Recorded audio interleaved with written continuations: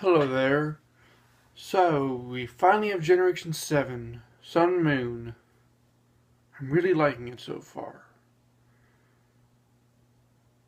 The region is confirmed to be Hawaii based. Alola. I. You're not even a letter off. You're a curve off. A slight arc from Aloha. If this is to be fully Hawaii based, I'm thinking we might see island hopping. And with the. What's a good term? With the location shown in the first trailer that we have now, I'm thinking that it's going to be perhaps your starting island, but then as you progress through the story, there'll be other groups, other locations to fill the whole regional chain.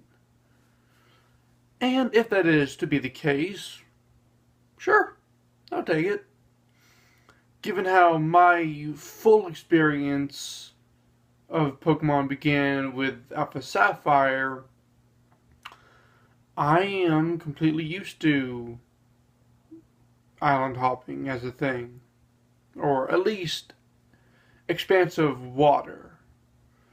Granted, before that, I did do, I believe it was half a game's worth of Crystal. But I vaguely remember that. Heck, I'm not even sure if it was Crystal. Because one was Gen 2. Oh, but whatever. Gen 7, that's what we're focusing on. Rowlet. I'm very intrigued by the design. Grass Flying is a nice typing. Tropius, I was hoping would be better, but turns out it's the Sudowoodo. You just find it, fight it, leave.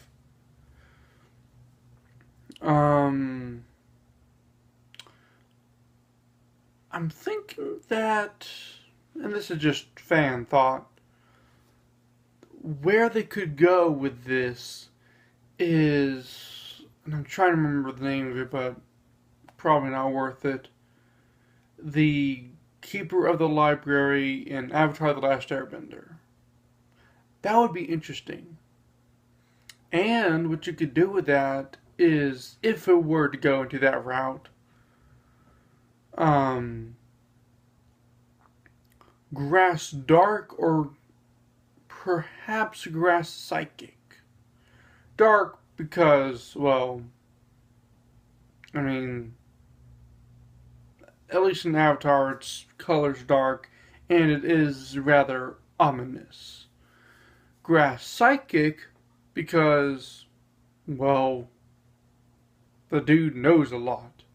I'm sure he has intelligence up there with Alakazam. Well, maybe Kadabra. Well, no, Alakazam, full on. Next is Litten. I feel like that's going to be the Charizard of this generation, where everyone's going to pick it as the first. I'm guilty. I like fire. I like fire Pokemon. Fire and electric are two of my favorites. And I want them to be together. Rotom doesn't count. Anyways, so this is the tiger of the rotation, apparently. I was hoping for Ram, but nonetheless, Nintendo knows what they're doing. I hope. Last, we have Popula something. Nobody knows the name of it. Populi, I don't know. I feel like it's going to be the Bulbasaur of this generation. We know it exists, but nobody's going to choose it. I mean, I really hope it gets a good final evolution like Samurott. I like that design. If it goes that direction, sure. Heck, I'd love it if it went water steel. That'd be fun. If I would do neutral against it. Oh yeah. I'm also predicting Fire Dark. I'm gonna go with everyone else. Fire Dark for Litten. I would like it to be Fire Feral. If you don't know what that means, watch. I think it's my last Hearthstone video. Um, it's a type that I came up with. Speaking of which, I discussed it with a coworker or an old coworker of mine, and we did notice some similarity between Feral and Dark. I think Dark would just be sinister, and Feral would be like primal, wild, instinct. Anyways, ignoring that stuff, ignoring fan stuff, I noticed that there was a car. And my question is, because normally we use bikes to travel everywhere. Will we be using cars now? Will this be the largest region we've had? Once again, with the island jumping idea, if this is to be Hawaii-ish, a car would be interesting. It would also bring Pokemon closer to the real world.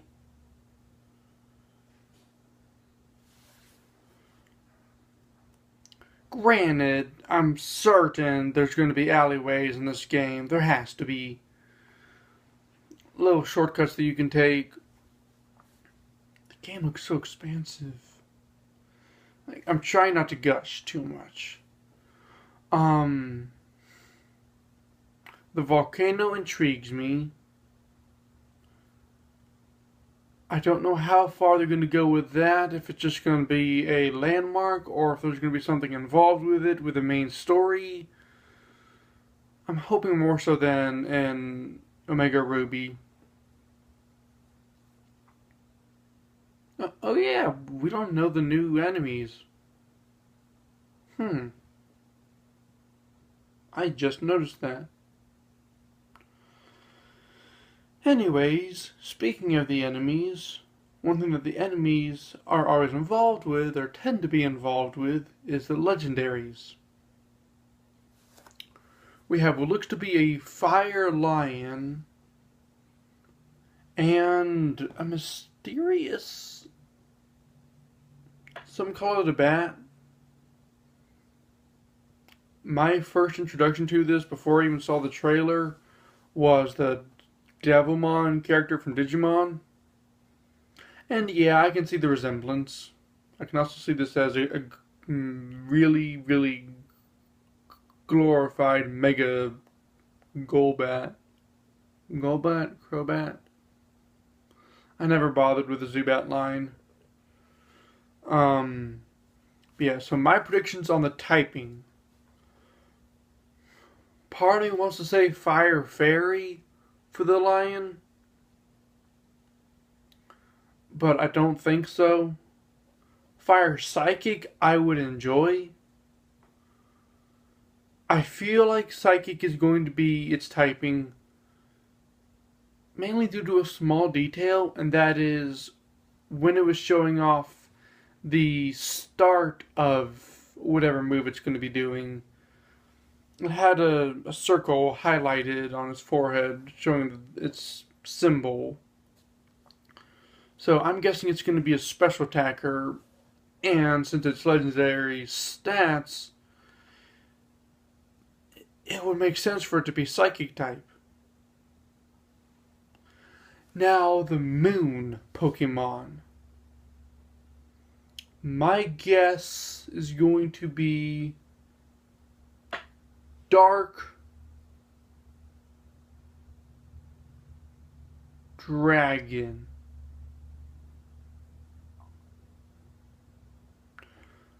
However, with my past 2 Hearthstone videos, I believe it was 2,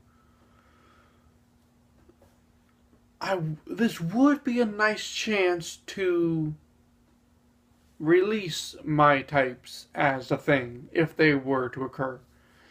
Which would be having Fire Feral for the Lion and Dark Sound or Flying Sound, Sound Flying, something of those 3 for the Moon Legendary. Because it looks to be, once again, sound-based. You have it, and you have Yveltal. I don't care if I'm pronouncing that wrong, it's how I read it when I first saw it. Yveltal.